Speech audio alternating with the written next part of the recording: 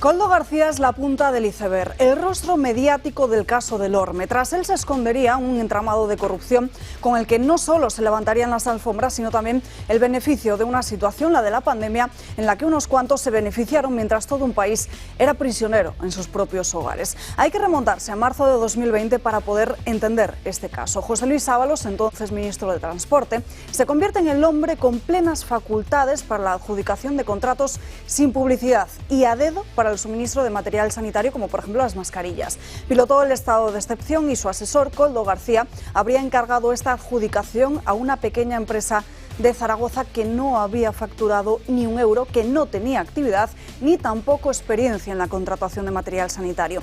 Hablamos de contratos de más de 50 millones de euros, contratos que salpican al Ministerio de Interior y también a los gobiernos autonómicos, en aquel momento de Francina Armengol en Baleares y Ángel Víctor Torres en Canarias, ahora presidente del Congreso y ministro de Política Territorial. Marlaska reconoció en aquel momento que uno de esos contratos se adjudicó a esta empresa por recomendación del Ministerio de Ábalos. El ahora diputado del PSOE no está imputado, pero son tales los nexos de unión que podría estarlo muy pronto. No solo hablamos de su asesor y su mujer, sino también de empresarios cercanos al mismo. Si hubiera indicios de delito, la causa sería al Supremo por su condición de aforado en el Congreso y además Koldo García fue contratado como asesor y luego consejero de Renfe, sin tener en ninguno de los casos la formación pertinente para los puestos. Sin embargo, había sido el hombre de los recados de Ábalos, con una estrecha relación que sumaba años y años. El hombre para todo, que había pasado de ser portero de discoteca a guardaespaldas, asesor ministerial y consejero de empresa pública después. Este abuso en la contratación pública para llevarse presuntamente dinero al bolsillo podría pasar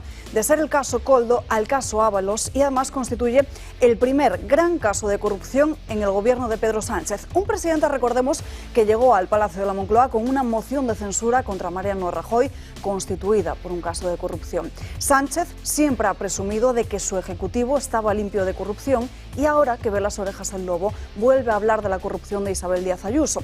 Las denuncias del PSOE contra la presidenta de la Comunidad de Madrid se han archivado, todas, sin excepción. Las del Partido Popular contra el Gobierno y sus contratos han desembocado por el momento en 20 detenciones y más de 26 registros.